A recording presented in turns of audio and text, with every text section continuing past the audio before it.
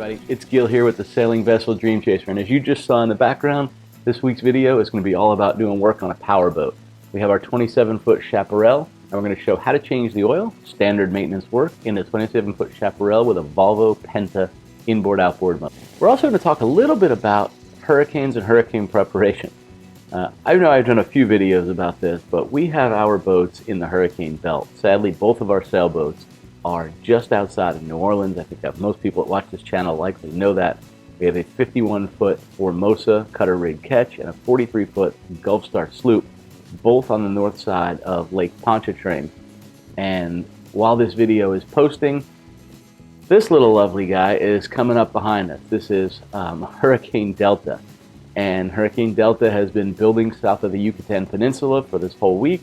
Crossed the peninsula, reduced in strength obviously as it hit land, then went back into the Gulf of Mexico, up the Gulf of Mexico almost toward Corpus Christi or Houston, Texas, and then began to curve east.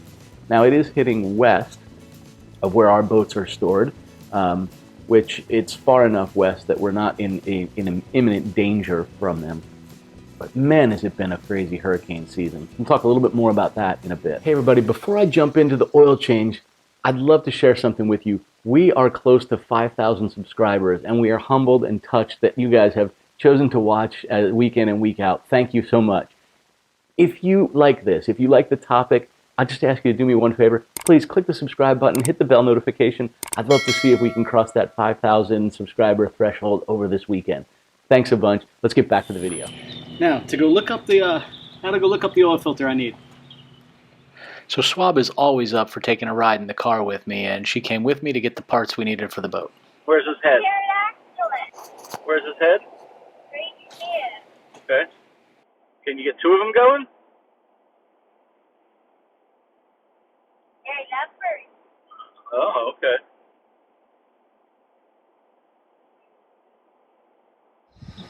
All right, so we're on the boat. I went to the store. I got 8 quarts of oil. I bought 2 1-gallons. This engine takes 6 quarts when you replace the filter as well. So I've got an oil filter, the synthetic blend oil, and I went and bought another wrench for the oil filter, and then of course I found the one that I have, so I'll return that at some point later. And I did go ahead and get a oil extractor, a vacuum pump oil extractor. I have a hand pump, a little manual one, but I remember last time I did this, it was a complete and utter pain in the neck to do that. I like the idea of this kind of being more like a bicycle pump, so I'll show you what that looks like. Makes it really easy to just suck the oil right out of the dipstick. All right, let's go ahead and get this done. The first thing I'm going to do is open up the oil fill cap, pull the dipstick out, and then we're going to put the tube for the extractor down into the bottom of the dipstick. We'll connect it to the extractor, and then we'll pump it up, and she'll start pumping. The extractor I have has a capacity of about 3 quarts, so it's not going to pull it all out of there. So I have a milk jug right here that I will empty the discarded oil into, and then I'll reconnect it and extract out the rest that way. All right, we're going to start by removing the oil fill cap right here. I'm just going to set that right in my little tube of parts, and we'll pull our dipstick out.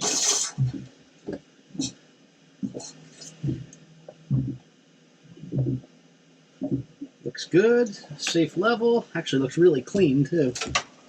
Then we are going to slide our extractor tube all the way down in here.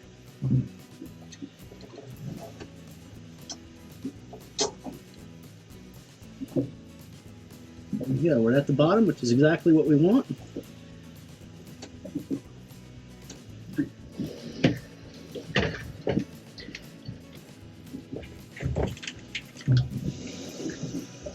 Alright, we're just going to connect these two together here.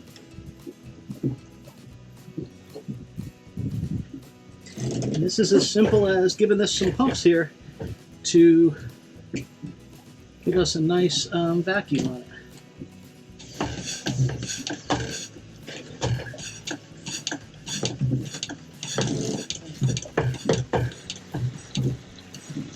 I don't know if you can hear that, it's sucking a bit there already. It's created a vacuum.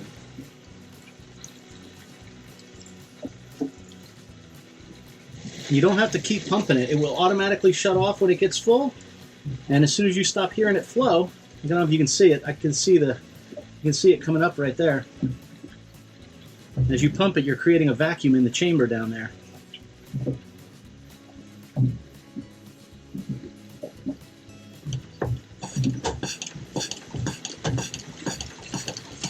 just go ahead and let the pump action and the vacuum action suck the rest of the oil out. Ideally, you start the engine before you do this. You run it for a little bit to thin the oil just a bit. You can even see my battery was dead. That's why I've got some water in the bilge here. So I've got the battery charger on it while we're changing the oil. But that's really all there is to it. And once you've sucked all the oil out of it, it's just a matter of disconnecting everything. Being very careful you don't get some oil around. This part can be a little bit messy, but I assure you, using this is a lot less messy than trying to drain it into a pan or even using one of those hand pumps that screws onto the top of the dipstick itself. Volvo has an adapter that lets you do that. I keep this stuff in a bag right down in one of the wells in the boat, so it's always right there handy when I need it. With the oil removed, it's now just a matter of taking the oil filter off. When I do this, I take a Ziploc bag and I slide it up around the oil filter. So I break it loose with the wrench, slide the bag around it, and then unscrew it. And what that lets you do is drop the oil filter directly into the bag. And I apologize, the angle of the camera just wasn't going to allow this to happen. And I had a friend come over, so we were sitting there talking while I was finishing this up. Really easy. Unscrew it, let it drop into that bag, seal it right up. You need a gallon-sized bag, and all the oil's right in there. You don't get any drips on the bottom. Wipe the thing, the oil where it connects, the canister connects, wipe that down real good. A dab of oil on your finger and around the gasket on the top of the filter. I know a lot of people will fill oil into the actual filter. I don't do that. I worry that if I move it around or I drop it, I'm going to make a god-awful mess. I just fill the engine oil when I'm done, run it for a few seconds, check the oil again, the oil level in case I need to add a little bit more, because that filter holds maybe 1/3 of a quart. So even if you're running a little bit low, you're probably okay, at least for that minute or so. And then I run it after I check the oil level. I run it again, make sure everything's good, no leaks, and oil is changed. So with the oil changed and some friends coming over, which is why I cut that a little bit short, we had a great time, by the way. It's always fun when you have friends come by, and our good friends just bought a catamaran, so they were doing their sea trial, and it's always fun to catch up on stuff like that. But let me get back to this hurricane I mentioned before. So Hurricane Delta, and in the background here, I'll just kind of show what's going on at our boat. Hurricane Delta is making landfall late on Friday night, sometime into Friday night. You're watching this video, or at least I'm posting this video, first thing Saturday, and this footage is from Friday morning. So this is probably 5 hours. Well, it's through most of Friday, so it's probably earlier in the day that this is supposed to make landfall. I mentioned before, we are in a really secure little hurricane hole, so the boats are fairly safe from hurricanes. Obviously, for category 1, 2s, and maybe even 3s, get up much larger than that, and I don't know that there's all that much safety there.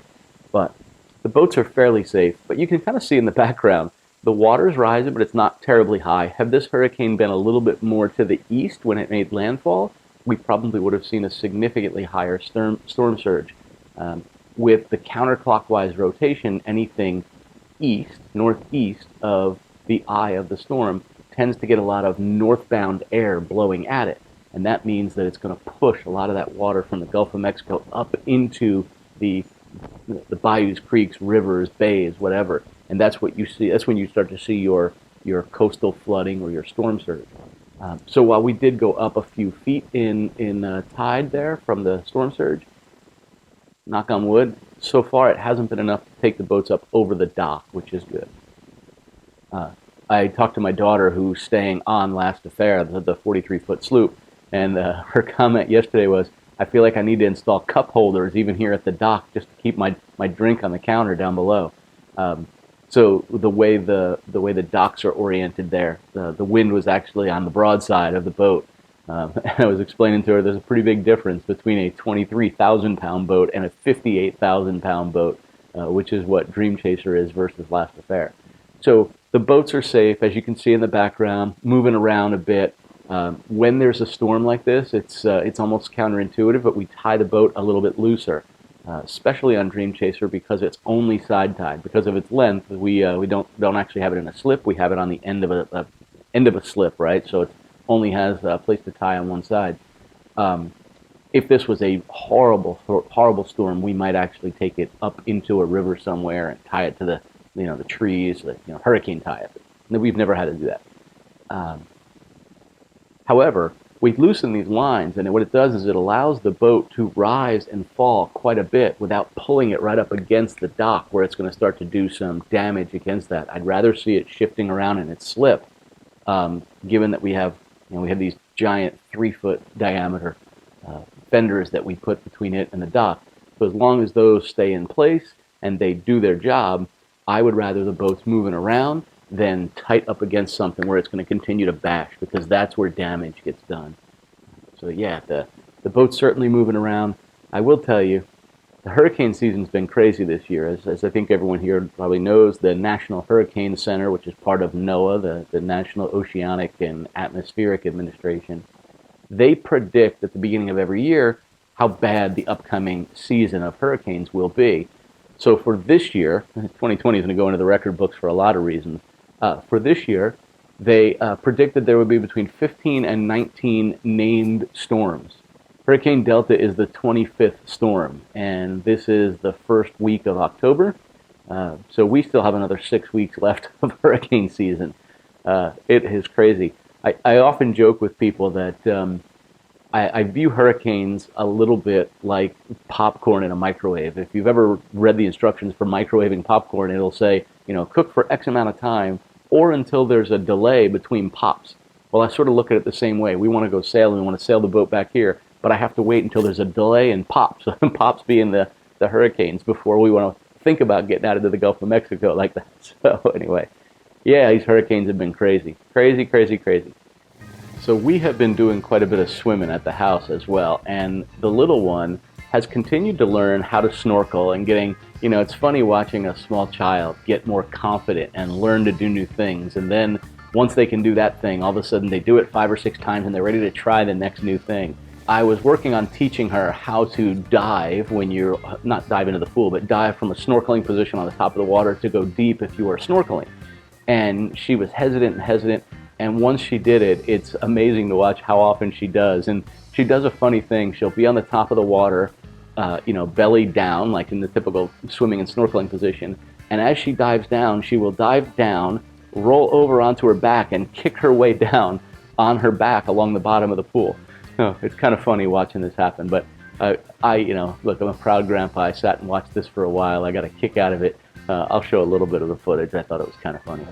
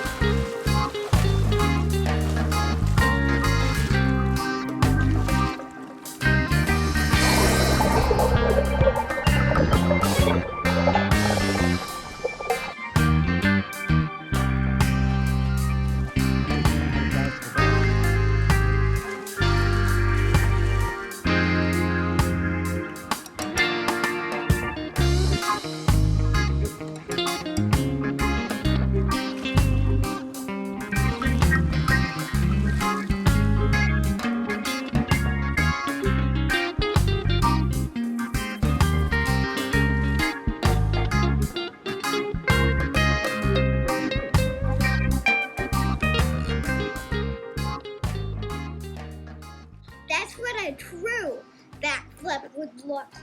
Yeah, it is. I hope you guys enjoyed this week's video. Thank you again for stopping by and spending a little bit of time with us. Remember, every Tuesday we upload a grilling video all about grilling on a flat top griddle or a pellet smoker. And then every weekend we do a video about some type of boat maintenance. And very soon, I keep saying, we're going to be Dreamchaser back here. We'll have a whole series on that as well as we sail that boat across the Gulf of Mexico. We're excited about that. Thanks all. Again, thanks again for everybody that has subscribed to the channel and watched these videos. And thanks for helping us get past this 5,000 subscriber threshold. Though I shouldn't have jinxed it because we're not there yet. Thanks everybody. Safe sailing.